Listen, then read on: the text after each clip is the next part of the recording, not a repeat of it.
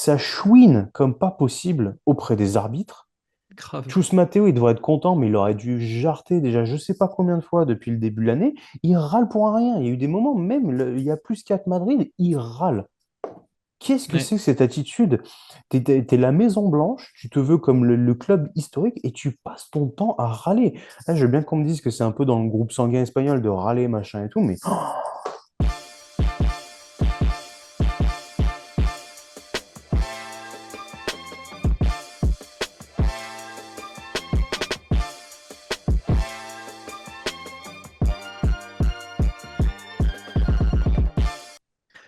Salut à tous, bienvenue chez The Upset Media, nouvel hebdo, le troisième de la saison. Je suis toujours accompagné par le très beau et le très charmant Lucas. Comment ça va? ça va bien. On m'a dit que je ressemblais à Brenez, donc du coup, je suis passé chez le coiffeur rapidos là. Ah, et ce petit envoyeur de Ah, j'ai pas bombinettes envie de Dieu ressembler à merci. Decathlon, là. Qu'est-ce que ça se passe? Non, non, non. Hors de question. Hebdo consacré à cette nouvelle double journée, journée 6 et journée 7, qui s'est donc déroulée la semaine passée. Un petit programme avec quelques news. Il y a des... Alors je sais pas si c'est des mouvements ou des ajustements pour certains. Ça serait peut-être le terme à employer. Donc on reviendra là-dessus. On vous parlera de ce qu'on a retenu de cette double semaine et on fera un petit focus sur une équipe qui joue en blanc, en rouge et qui possède peut-être deux Français dans ses rangs. On en parlera tout à l'heure. Mais avant tout ça, bien sûr, petit rappel, les abonnements X YouTube, merci aussi, puisqu'on a dépassé Oui, les 1000 abonnés. Ça y est, sur un YouTube. cas, on voit plus les chiffres, ça y est. 1K abonnés sur YouTube, donc merci À beaucoup. nous Continuez. l'argent! Continuez de soutenir le projet, ça nous fait extrêmement plaisir. Donc voilà, petit rappel Merci pour ça, beaucoup. le petit abonnement et le grand merci. Lucas, est-ce qu'on est parti avec les news? Ouais, il y a un pêle-mêle. Il y a de matière à discuter.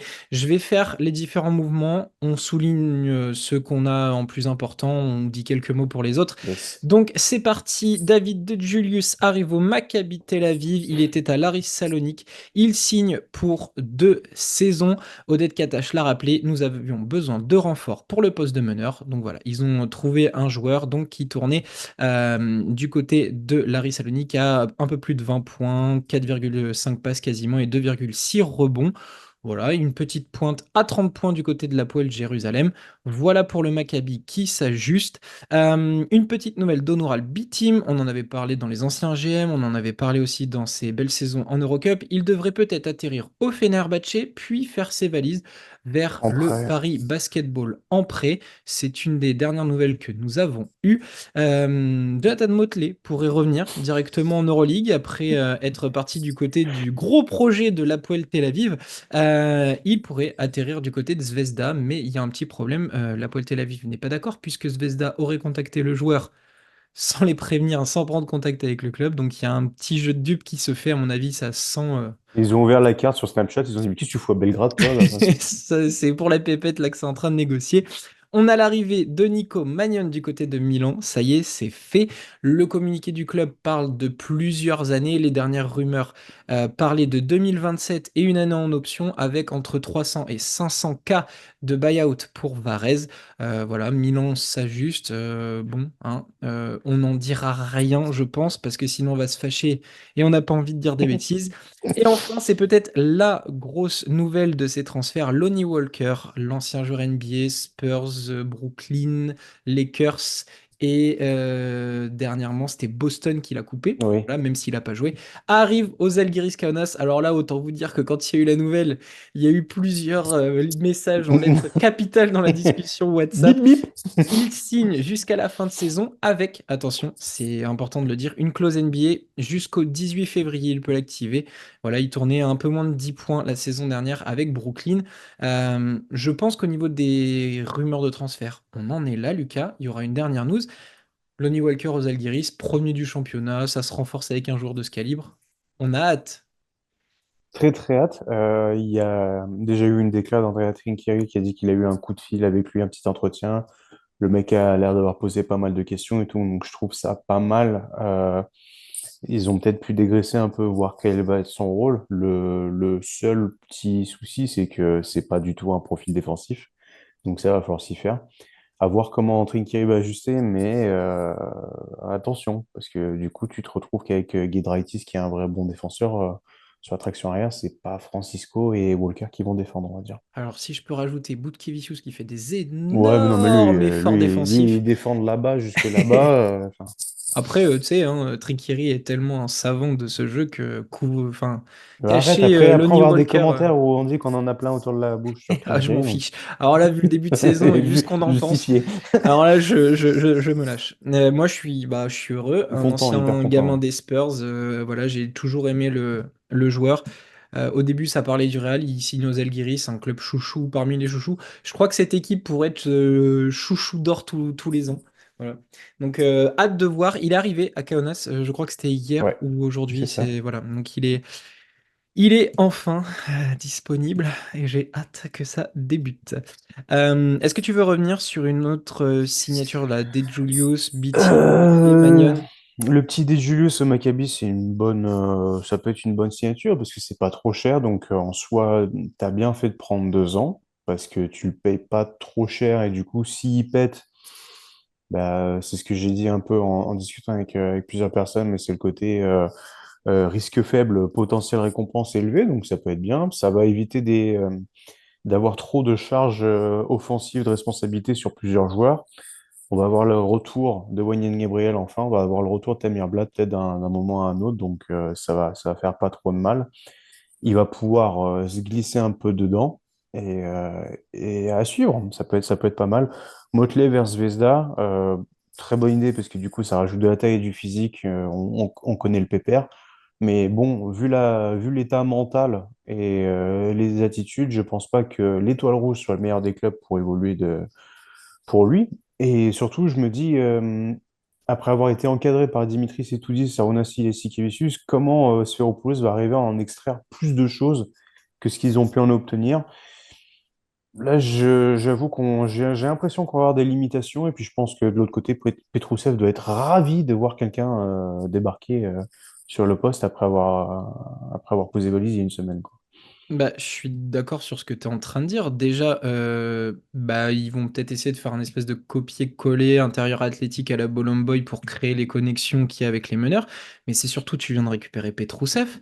Et puis, il y en a un qui t'a montré que quand tu lui donnais du temps de jeu, il était capable de rentabiliser, c'est Plavsic. Et en fait, tu lui remets un mec dans les pattes.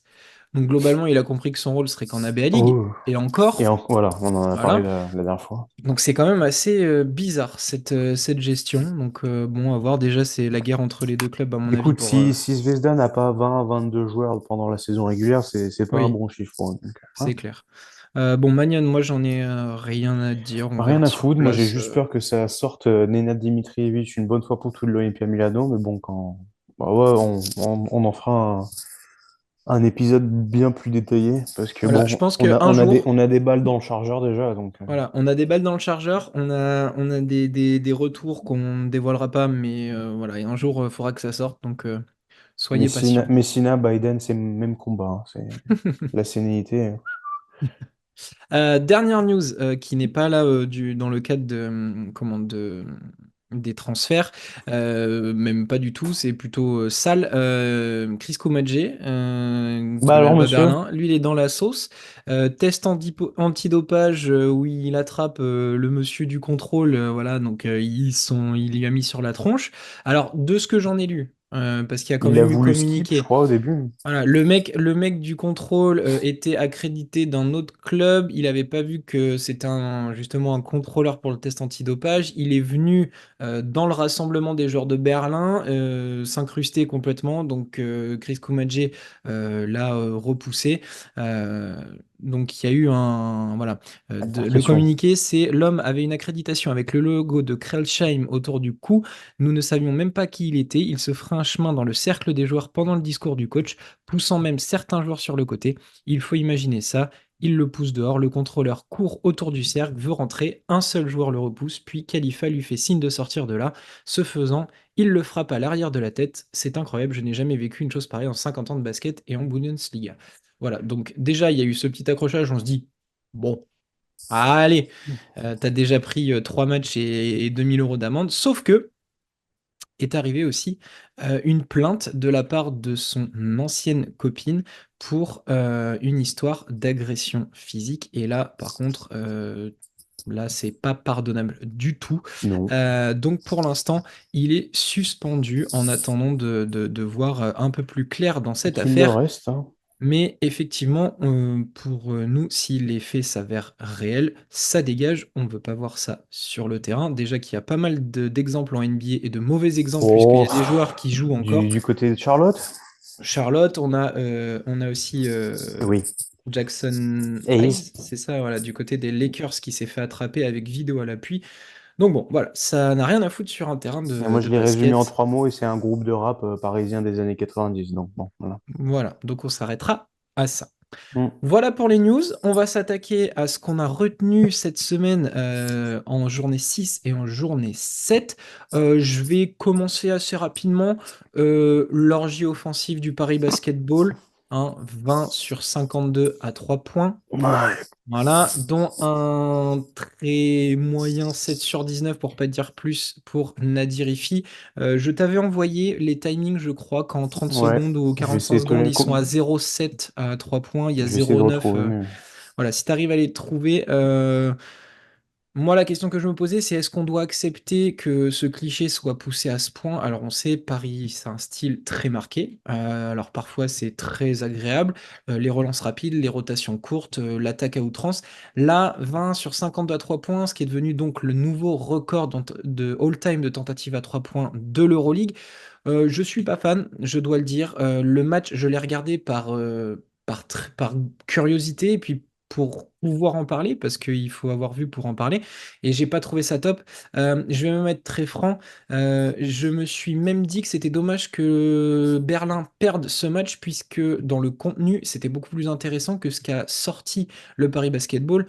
Avant de te donner la parole, sur le 7 sur 19 de Nadir Ifi, les deux premiers tirs, ce sont deux énormes airballs dégueulasses. Voilà, donc je suis pas fan de ce qui s'est passé.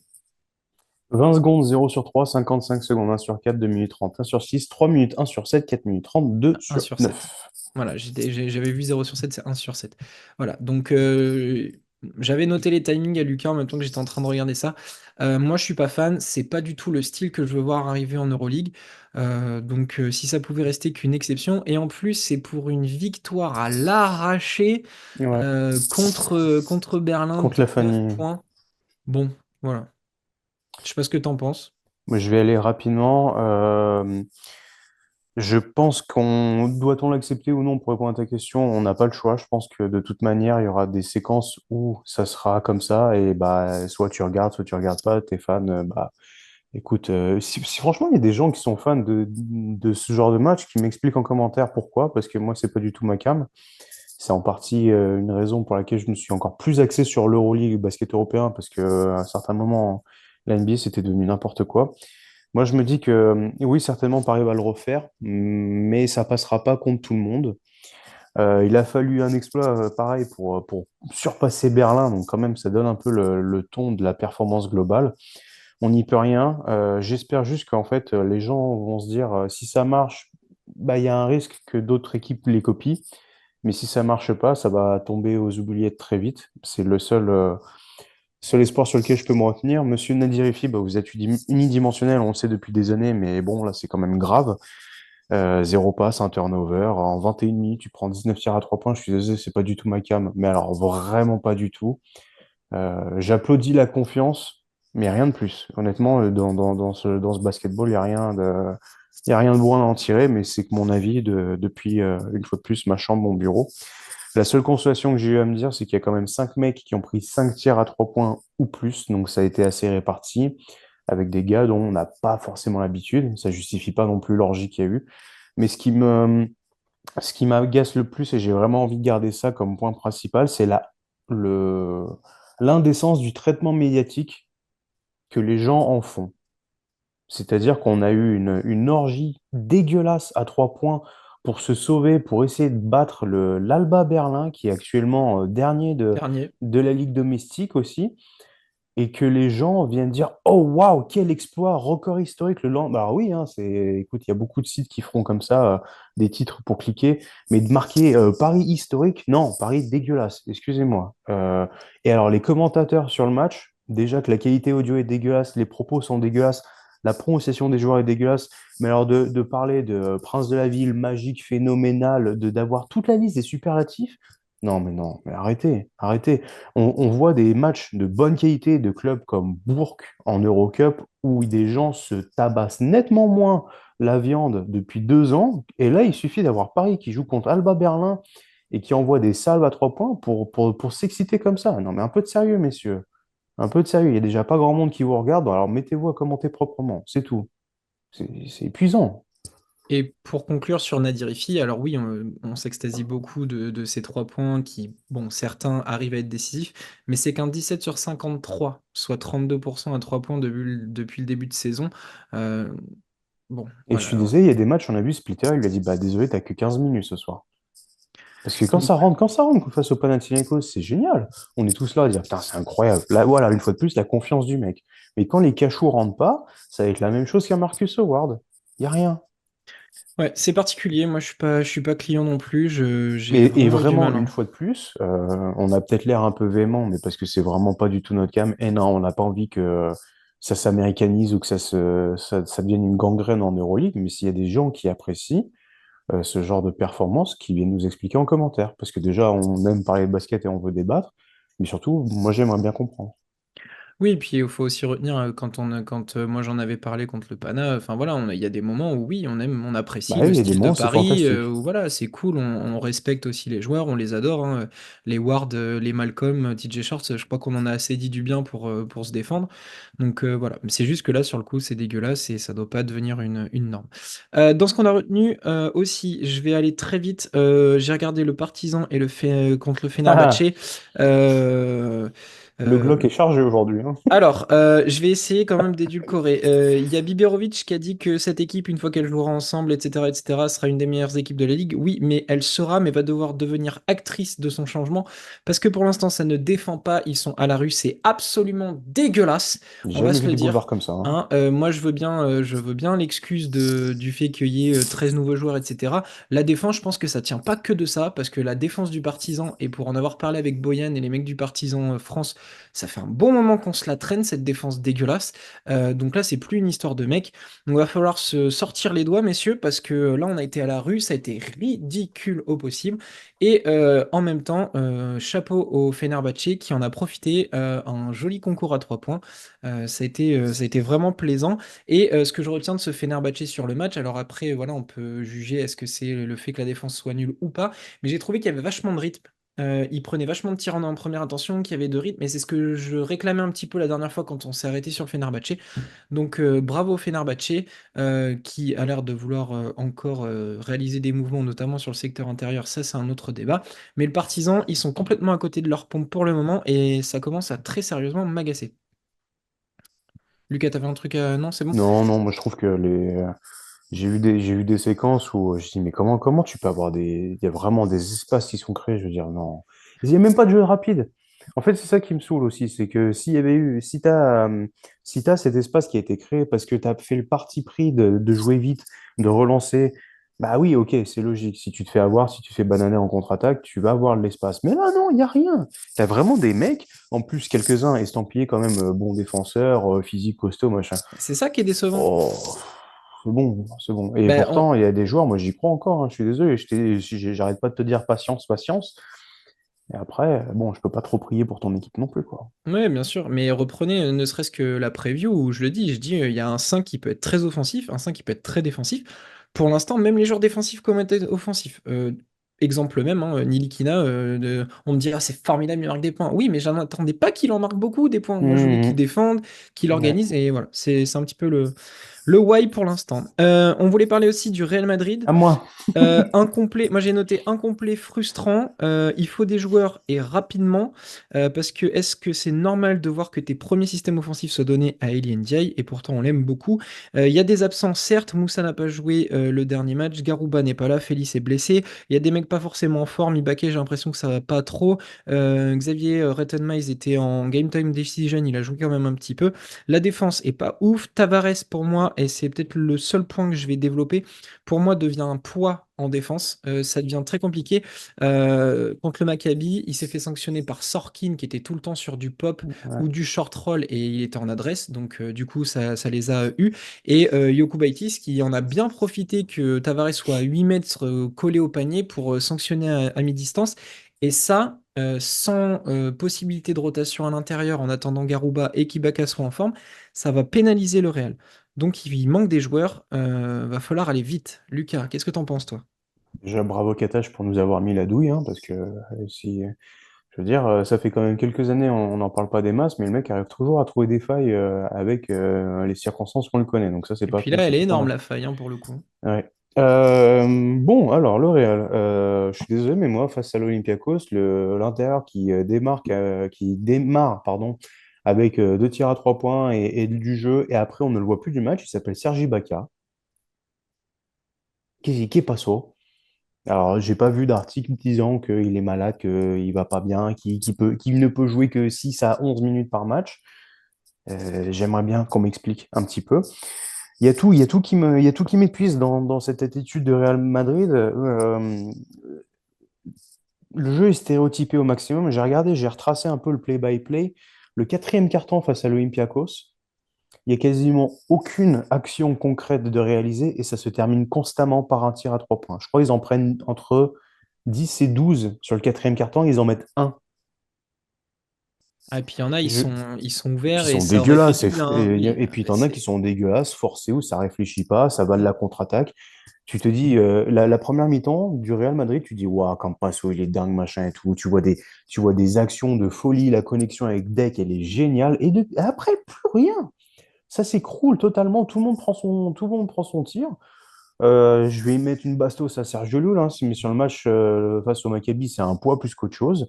Le Ah, problème, il fait bah, une c'est bonne que rentrée, mais après c'est tout quoi. fait une bonne Il met rentrée, ses mais deux bombes à 3 points et terminé. j'ai pas la stat, mais il doit finir à 2 sur 7, 2 sur 9 à 3 points. Enfin, Oh c'est bah pas bon du tout. je vais te sortir ça, hein. Et tout m'agace, en fait, parce qu'une fois de plus, on va devoir reposer sur Eddie Tavares, mais qui est du coup bah, pas toujours disponible de la meilleure des manières, comme tu l'as décrit. On a Campasso qui est en train de surnager, moi ça me fait flipper. On a Ezonia qui revient petit à petit, Zayn Moussa qui est complètement absent.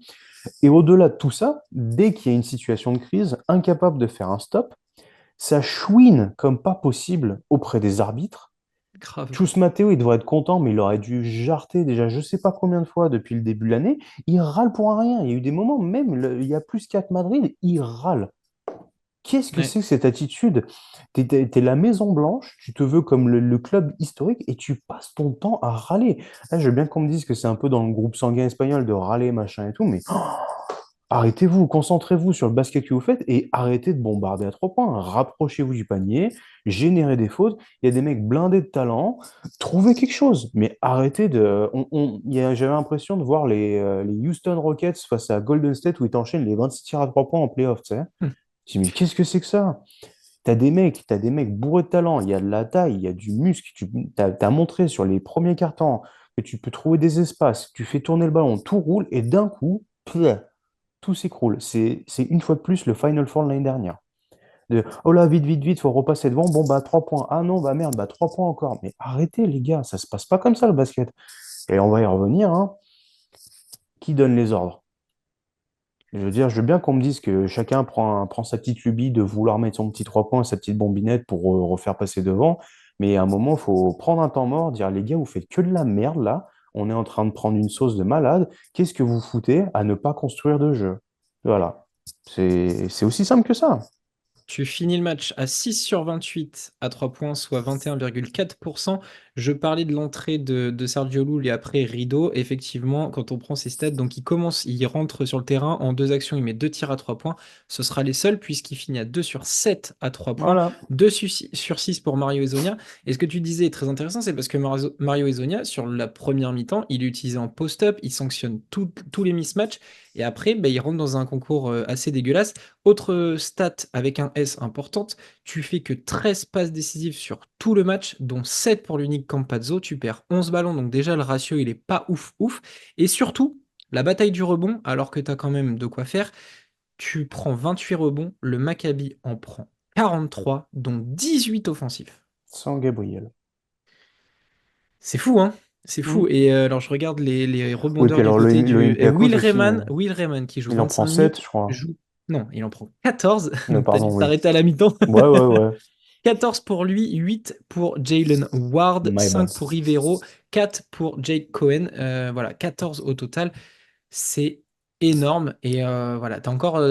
Enfin, la fin de match est mal gérée. Je trouve. T'as les tirs qui rentrent pas, même si certains sont bons, mais t'as pas de défense comme on l'a dit. Et donc t'as Saben Lee qui crucifie son monde sur la fin. Donc Voilà. un Real pas ouf, plutôt Mais il inquiétant. y a une dualité constante. Il y a une dualité constante qui fait que tu retombes dans des nécessités, dans de la dépendance pure. Faut qu'il y ait quelque chose qui change. Oui, Et oui, puis ça, ça, ouais, bon, c'est on un pourrait chauve en peut-être en costard. parler bientôt. Oui, Hein? oh oui. Dans une émission J'ai rêvé de consacrée. Vincent Collet au Real Madrid, je me suis dit, putain, j'en suis vraiment là, là. On passe à notre dernière partie. On voulait mettre un petit, un petit Petit flash bisou. sur l'Olympiakos. On s'est demandé, l'Olympiakos est-il en ordre de marche? Euh, pour moi, une équipe très complète. On voit qu'ils sont et seront capables de jouer différents baskets. Barzokas et son basket en mouvement qui nous régale, mais aussi, et là ça vient aussi de certains joueurs, dont Evan Fournier, des matchs avec plus d'isolation, plus d'exploits individuels entre guillemets, ou de travail individuel. Il y a le retour du roi, je l'ai noté comme ça parce que voilà, ça a été une de mes hot Qui takes. Vezenkov qui tourne à 17,6 points, 6,9 rebonds, 1,4 passes et 23,6 déval. C'est le premier à l'évaluation. Il est en quasi 50, 40, 90. Il a 58% à 2 points, 39,1% à 3 points et 90,9 au lancer franc pour seulement 0,6 perte de balle. C'est monsieur propre. 0,2 dribble de moyenne. Exactement, c'est ce que j'allais dire. Il ne dribble toujours pas, donc c'est quand même un candidat numéro un au titre de MVP. Une démonstration face à Barcelone avec une certaine régularité au scoring, 21 points dans le premier Enfin, quart-temps, 23, 21, puis 30 dans le dernier quart-temps. Et si on regarde les stats, c'est la septième attaque, le septième pourcentage à 3 points. Les deuxièmes au pass, c'est la cinquième équipe avec le moins de pertes de balles de l'Euroleague. Ils ont un rating de passe à 73,5%, donc c'est que bah voilà, les points arrivent souvent par une passe. Sixième offensive rating, troisième défensive rating, neuvième pace. Et ça, c'est intéressant à noter parce que j'ai noté, donc le pace, c'est le neuvième avec 70,1. L'année dernière, ils étaient derniers ça avec jouait bien à la grecque l'année 67,4. dernière. Les Donc il y a une pantoufles, évolution dans le frein à jeu. main et tout, là. Exactement. Donc l'équipe a bien changé. Elle réalise une petite mue. Et on voit donc par les stats qu'il y a quand même une certaine marge de progression, puisqu'ils sont dans certaines catégories statistiques au milieu, voilà, plutôt milieu plus. Donc il y a une certaine marge de progression. L'Olympiakos a l'air de se mettre en route, Lucas. Qu'est-ce que tu en penses, toi, de ce que tu as vu? Eh ben, j'aime bien. J'aime bien. On n'a jamais sorti le power ranking, mais moi, ils sont premiers hein, dans mon Alors, ranking. porte pas Donc c'est... malheur, attention. Bah si, justement, madrilène que je suis. Non, c'est bien. Je prends beaucoup de plaisir à regarder l'Olympiakos déjà. Et on sent que c'est encore du rodage, mais je trouve que chaque journée apporte son lot de mieux, on va dire. L'année dernière, je crois que c'était pendant la preview, je disais, j'apprécie énormément le travail de Bartzokas à travailler le terrain dans le sens de la largeur. Et là, cette année, bah, justement, j'ai envie de te dire l'inverse, il travaillait très, on va dire, verticalement. On voit énormément de mouvements. Globalement, il y a énormément de mouvements, mais je trouve que ça se travaille nettement plus dans, on va dire, dans l'axe de jeu, ce qui est assez intéressant et à noter. Dans les derniers matchs, on a quand même vu de belles performances aussi au robot offensif. On a vu Evan Fournier notamment qui en prend trois, je crois que c'est face au Real. Et ce que j'aime bien de cet Olympiakos, c'est que je les trouve patients et punitifs, j'avais noté, tu vois. C'est-à-dire que il y a moins de précipitation, il y a moins de sentiment d'urgence. Et en plus, il y a quand même quelques points à corriger encore, je trouve. Sur la DS à Oui. 3 points, c'est pas bon. C'est vraiment pas bon. Ça repose sur. On a un très bon début de saison de McKissick. On a Evan Fournier qui peut apporter à 3 points. Mais sinon, derrière ça, c'est encore pas la folie. Et je Ouais, trouve Tyler justement, Dorsey dedans, mais c'est c'est ce que, pas. c'est ce que j'allais dire, c'est que tu as encore, à mes yeux, 5 mecs qui sont pas en place. Ça peut venir du fait des nouvelles arrivées, des remises en place de certains joueurs, notamment Vezenkov, mais je trouve que Nigel William-Goss, Moses Wright, Vildosa, Dorsey et Papa Nicolaou, c'est pas encore dedans. Il y en a, ça fluctue un peu, il y en a, c'est vraiment pas dedans. Et je me dis que si tu arrives à retrouver au moins un tiers à 3 points d'un Luca Vildosa et d'un Tyler Dorsey, là, t'es calibré. On peut même ajouter un Alec Peters, qu'on Oui, finit aussi. presque par oublier, qui joue que 15 minutes, mais qui est quand même en 50-50-100. Voilà. Bon, échantillon petit, hein, 7 Ouais, bien sur sûr. 14 à 2 points, 6 sur 12 à 3 points et 5 sur 5 au lancer franc. Mais voilà, en fait, c'est cet effectif qui a l'air d'être immense. Sur le match contre Barcelone, finalement, Mousfal joue que 9 minutes. C'est Milutinov qui fait son comeback, qui joue 22 minutes, 12,8 rebonds. Voilà, donc monsieur, quand il est un peu en forme, ça tourne. Mais ouais, comme tu dis, il y a encore une marge de progression, un équilibre à trouver, des joueurs qui peuvent sortir de leur boîte. Moi, effectivement, hein, Tyler Dorsey, bah, on en attend un petit peu plus. Et je me dis, bah, ça va peut-être tomber sur une série de playoffs ou sur un match décisif où c'est lui qui va faire la décision. Mais j'aime bien ce truc de Bartzokas d'avoir son style de jeu où quand ça se met en mouvement, ils sont chiants à défendre, c'est quasi injouable. Les ghost screens Walk de, up, de hein. Vezenkov où il va faire semblant de poser un écran et tout de suite flasher vers le cercle, il est toujours trouvé. Euh, il y a beaucoup de choses. Walk up en défense, ça reste toujours, Là, il le toujours. mérite, son deep point, tu vois, cette année. Voilà, exactement. Euh, non, cette équipe est ultra complète. Je suis très content. Makisic, qui était dans des rumeurs vers Monaco, finalement il est là et il est bien là parce que double journée, Real Madrid tapé, Pif Barcelone paf. tapé et Makisic toujours présent avec des accélérations, un premier pas violent. Euh, donc ouais, il y a un truc qui se dessine du côté de l'Olympiakos. Je l'avais dit assez tôt dans la saison, même quand ça commençait à perdre, je disais, euh, ils perdent, mais dans le contenu, il y a une marge qui te laisse penser que ça peut devenir la folie. Oui, puis c'est normal, je veux dire, tu peux en laisser, Oui, hein. bah, ils ont fait deux Final Four consécutifs, voilà, enfin, c'est pas Perdu. perdu, mais c'est pas pour rien. Donc, il y a un vrai quelque chose dans cette Olympiakos.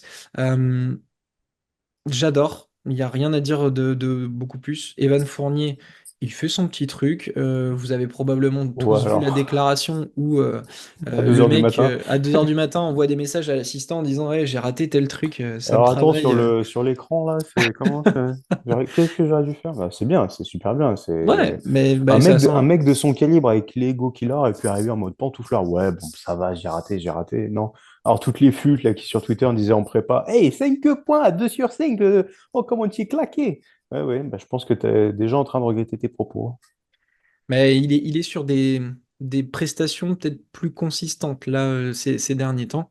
Consistante, mais surtout enfin, précieuse. Je veux dire, le troisième quart-temps où il revient en jeu parce que du coup, il prend deux fautes en 4 minutes sur le premier quart-temps, on le voit plus. Donc, tu as le temps de refroidir. Retour de vestiaire, whitt, tu rentres, il te fait 10 points. Peinard, tu as toute la salle qui est à fond, qui l'ovationne, machin, il sort. Rebond offensif. On parle de monsieur Evan Fournier qui prend des rebonds offensifs. On ajoute aussi la défense. Il y a une action sur le match contre le Barça où il provoque une perte de balle. Et là, comme tu dis, un garçon avec un peu d'amour et propre et d'ego devant toute la salle, hein, parce que la salle de la paix et de l'amitié, on sait qu'en temps de match, c'est pas du tout le Fait tourner cas. des serviettes un petit Hein. peu. Donc il enflamme l'arène et c'était magnifique. Et tu te dis, attends, Evan, alors on sait qu'il est capable de défendre. Ça n'a jamais été un défenseur élite, mais on sait qu'il est capable de faire les minima. Mais par contre, j'ai l'impression qu'ils l'ont fait de plus en plus. Mais l'envie. Qu'est-ce que c'est kiffant! Qu'il a Des envie fois, surtout de les faire. je suis presque plus content de le voir créer une perte de balle ou lock un mec que de le voir mettre un 3 points. Il y a des moments où je fais ah l'enculé, Il ah peut. là là là là, et c'est kiffant. Donc, et comme on dit, il a une marge de progression. Pour l'instant, c'est 11,1 points, 46% à 2 points, 35% à 3 points. Il y a 2,1 rebonds, il y a un peu moins d'une passe pour 7,6 déval. Donc on peut avoir un Vavan. Attends, je regarde mon petit calendrier là, mais il me semble qu'il y a un petit truc jeudi. J'allais y venir. Hmm. Real, Barça. Bon, et ben cette semaine, on s'occupe Punto. du Panathinaikos, hein, le derby grec qui aura lieu le 8. Donc le Je 8, sais ça plus doit être si jeudi ou vendredi. vendredi, ouais. Ça doit être vendredi, je vérifie. Ouais, c'est vendredi 20h15, donc foncez, hein, direct. Le Pana, champion contre l'Olympiakos. Faut qu'on se refasse Mathias les Le Fort pronostics un peu Mousfal, là. hein. Allez. Faut qu'on se refasse les Euh, pronos. moi, alors, tu sais quoi? Je suis très Olympiakos. Ah là. Mais un truc 5 points, tu vois, grand max. Hmm. Délivrance d'un Moi, Vezenkov. je vais dire attention quand même parce que le Pana, ils sont passés sur le fil face à Belgrade. Ils ont dû être touchés un petit peu dans l'ego. Donc, Et je crois que le premier derby qui a eu lieu en championnat, je crois que c'est le Pana qui l'a pris, il me semble. il me semble aussi. Il me semble bien que c'est le Pana qui l'a pris. Mais j'aimerais bien voir un Vezenkov comme on avait vu au Final Four, les bras comme ça, là, à l'OAK, avec les briquets qui lui tombent sur le dessus, là. Et là, il les collectionne là, dans les poches. Ça serait trop bien. Voilà pour ce qu'on avait à dire sur l'Olympiakos. Au classement, on va faire un truc rapide, hein, on le fera pas tout le temps. Mais là, après cette journée, on peut faire un petit point. Zalgiris, premier, 6 victoires, une défaite. Bravo, monsieur Trinkieri. Ensuite, il y a quatre équipes qui se suivent: Panathinaikos, Barcelone, MVP du Fenerbahçe, mois, Bayern Munich. Le MVP du mois, Kevin Punter. on vous avait Notez-le. prévenu, hein. On vous avait dit, ça peut être de la folie. Ces quatre équipes sont à 5 victoires pour 2 défaites. Ensuite, on a un petit peloton qui va donc jusqu'aux places de play-in. Olympiakos, Anadolu, Baskonia, Monaco, Paris avec 4 victoires, 3 défaites. Et à partir de la 11e place, on a Real, Zvezda, Maccabi à 3-4. Partizan, Milan, Asvel 2-5 et ferme la marche avec la Virtus. Il va falloir qu'on y vienne à ce cas-là. Et Alba Berlin qui ferme la marche avec une victoire pour 6 défaites. Voilà, on a fait le tour de cette hebdo de double journée. Évidemment, on parle de ce qu'on a vu, on essaye de surtout faire le tour d'un peu toutes les équipes. Donc si la vôtre n'est pas encore arrivée, ça ne saurait tarder. C'est que tout se passe bien ou tout se passe mal. Ou que tout se passe mal, mais on attend un petit peu Mais on de arrive. voir l'évolution. Mais on n'oubliera Si, personne sur le bord de si la vos route. vêtements sont étiquetés Armani, on arrive très vite. Il faudra qu'on parle. On nous a demandé Monaco aussi, donc on va peut-être se Ouais, garder ça ouais. de côté. On va attendre ça, on va faire ça bien, et puis bon, il faudra qu'on parle aussi du Bayern de Munich. Lucas, merci de m'avoir accompagné pour cette hebdo. Encore une fois, c'était top. Je vous invite encore à vous abonner à nos différents comptes, à nos différents réseaux sociaux, YouTube, YouTube. Instagram. Allez, montez encore les chiffres. On a encore de belles choses à partager avec vous. Il y a des concepts, il y a des interviews qui arrivent prochainement. Donc, n'hésitez pas à nous rejoindre. Et bien sûr, sur notre chaîne YouTube, vous allez retrouver toutes nos dernières vidéos, les hebdos, si vous avez envie de vous remettre à jour. Vous avez aussi toutes nos interviews. Il y a eu Pierrick Poupée, il y a eu Léo Westermann, il y en a une qui arrive cette semaine aussi ou qui est déjà sortie. Donc, allez cliquer. Et puis, on se retrouve très rapidement pour un nouveau débrief d'Euroleague. Et en attendant, regardez le basket avec passion. Ciao, ciao! Ciao.